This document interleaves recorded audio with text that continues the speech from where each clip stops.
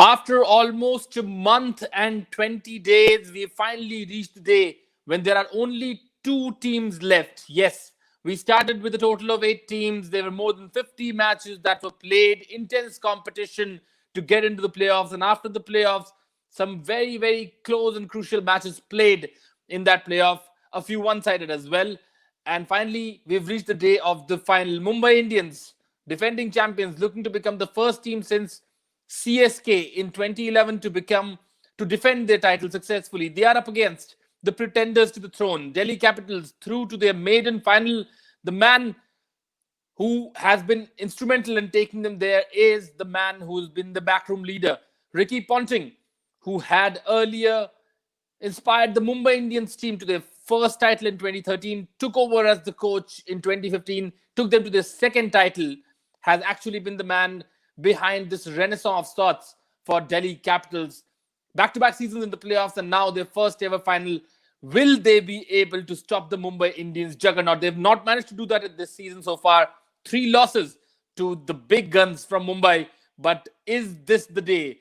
Kagi Surabada, in a video right before the final, has said that it's about the last push now. Whatever we have done, this is it. This is the match which counts. And we'll have to see whether the Delhi Capitals can actually take their game to the next level and challenge the Mumbai Indians. My name is Arnab. We'll discuss this match, this preview of this match threadbare. And to do that with me is Rasesh Mandani. Rasesh, Delhi versus Mumbai, perhaps the ideal situation, given the way these two teams have played this season.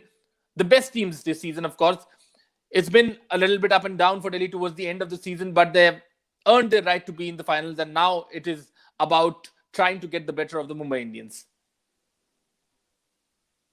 Yeah, if anyone had a chance of making sure it was Hyderabad, well, then credit to Delhi to beat them and earn their place in the final.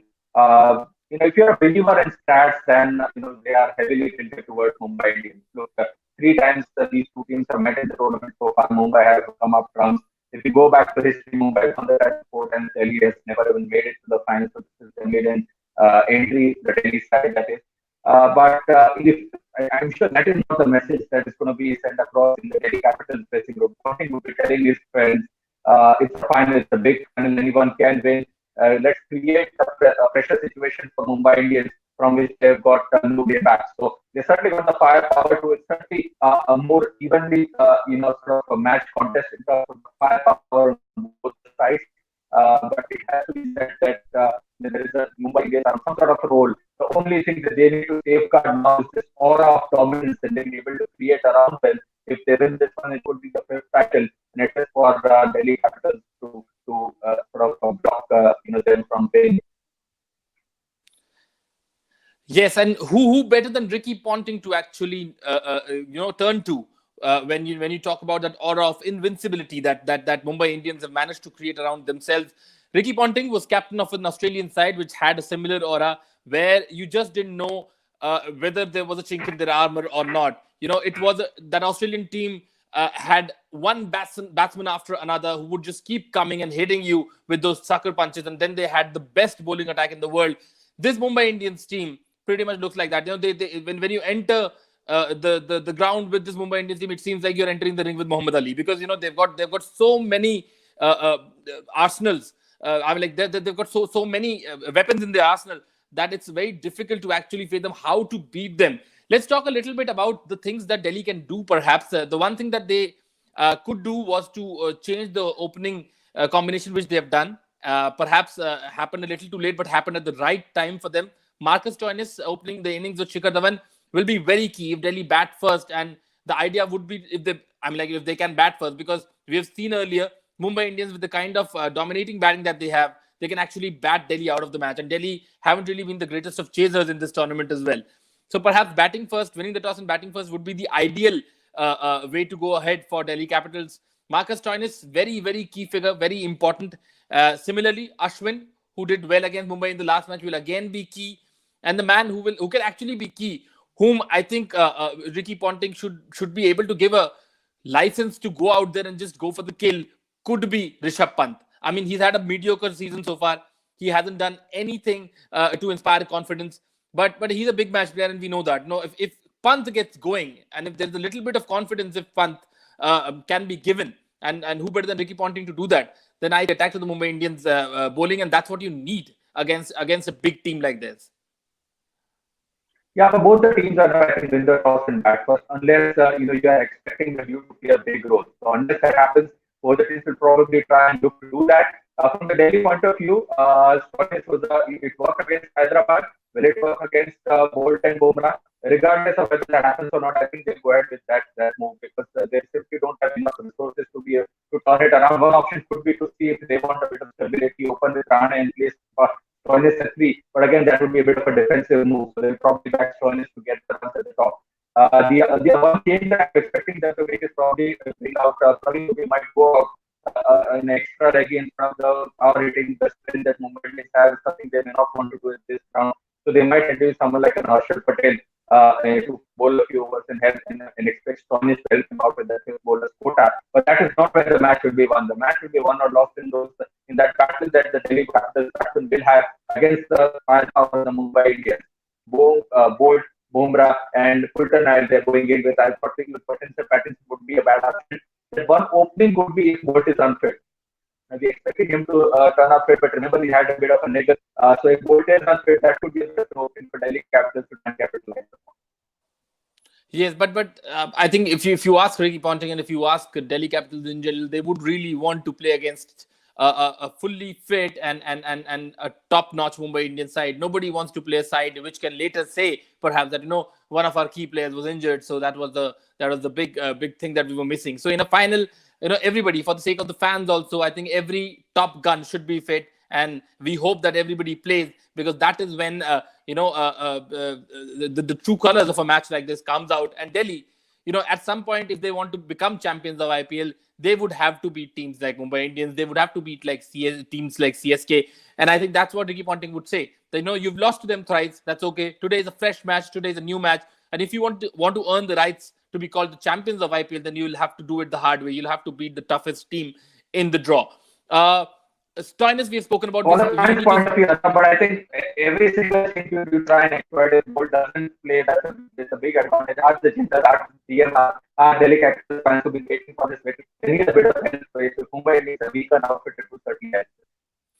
Would certainly help them. Let's talk a little bit about the middle order that Mumbai Indians have. The problem has been that a team has never been able to, any opposition in this tournament has not been able to reach the tail. You get through Rohit, you get through a De Kock, you get through a Surya Kumar. Then comes these 4 batsmen: Ishan Kishan, Krunal Pandya, Hardik Pandya, and Kieron Pollard. They have not been able to get the better of all 4 of them. So how do you get better? And especially Ishan Kishan. I mean, he's not an international player. He's a good batsman. He's been in great form. But I'm sure there must be a way to get the better of this guy. Why is it that teams have not been able to break through this guy? That is the strength of Mumbai Indians. It's obviously they've got a quality top order. In fact, you're considering Ishan as one of the lower middle order. I think it's the top 4 and the 3. So that is no other team in the competition has got the batsmen at 5, 6, and 7 who can not just do that red guard action, but can actually hit you off of the attack. And that is what the Pandya brothers and Pollard managed to do. And Kishan has been fantastic for him. He's not an international player yet, but he's taking blame as well. So he's sort of grown in this tournament and sort of created his own space. So has Surya Kumar Yadav. So if sort of MI has given the Indian cricket the Pandya brothers and Bumrah, who knows, Surya Kumar Yadav and Ishan Kishan, might have found an opening at some stage for the Indian team in the future as well. So that is the reason. I think that's why Mumbai Indians batting is still going to be a fortress which is difficult to sort of get past. It's a ball that's difficult to get past. The only opening that I can see is perhaps if Bolt does play, or for that matter, that bit of extra reliance on Bumrah, because there's no one like Bumrah. In those middle overs that Krunal Pandya and Rahul Chahar Bolt, and with the Indian batting that Delhi Capitals have, if I was in the Delhi Capitals camp, I would probably be targeting those overs. And the fifth bowler, Rasesh, because if you look at both Coulter-Nile and Pattinson has given runs more than 9 runs per over. Coulter-Nile has given more than 8 runs per over. Pattinson has picked up a few wickets. Coulter-Nile has not picked up many wickets. 6 matches, just 3 wickets. So the fifth bowler is something that the Delhi Capitals batsmen need to attack. There needs to be a little bit of attack to unsettle these players, because if you allow Mumbai Indians to get into the rhythm, both with bat and with ball, they will run through you. So that's where I think you need to spring up a few surprises. You need a few players like Rishabh Pant perhaps to just go hell after leather, and perhaps create a little bit of doubt in the mind of the Mumbai Indians so that they can start doing things that they're not used to. Yeah, and strange things can happen in a final, so we should never forget that. Although Mumbai Indians has got the experience.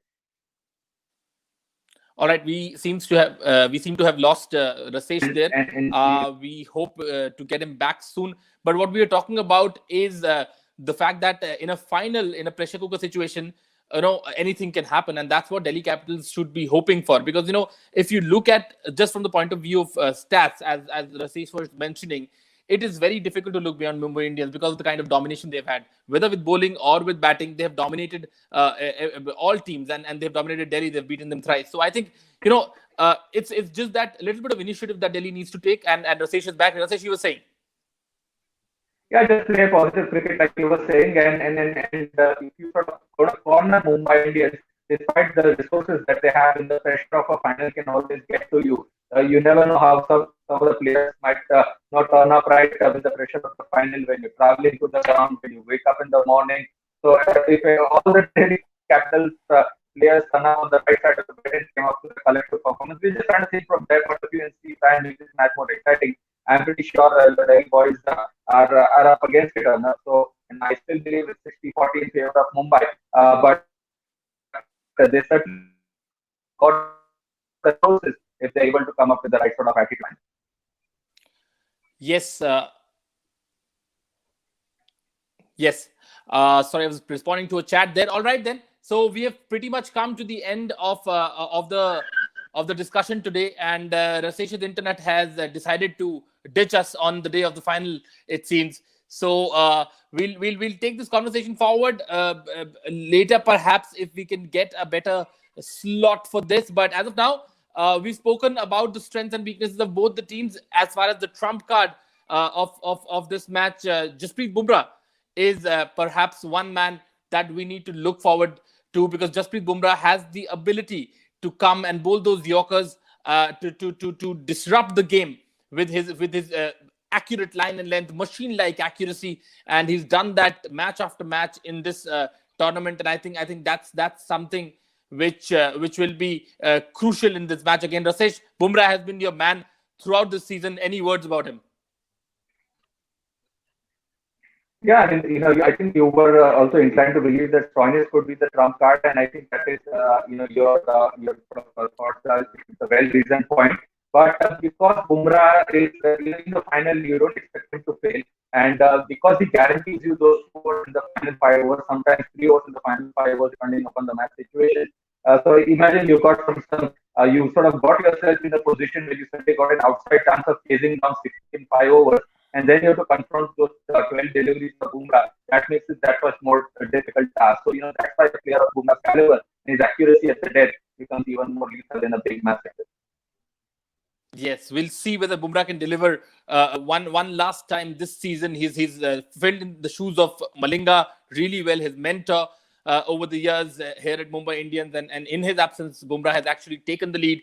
Remember, most wickets by an Indian bowler ever in the history of IPL. In a single season, he had 27. Rabada has inched ahead in the race for Purple Cap. That's another race that we need to be keeping our eyes on, the small battle within the big battle. Rasesh, thank you very much. It's been lovely talking to you on a daily basis, picking your mind on a daily basis about cricket, about everything related to the IPL, and perhaps our viewers here on HT will be able to see more of these conversations as we plan the next move after the IPL. Thank you very much, Rasesh, for all your points, and thank you very much to everybody who's joined in today and through the season.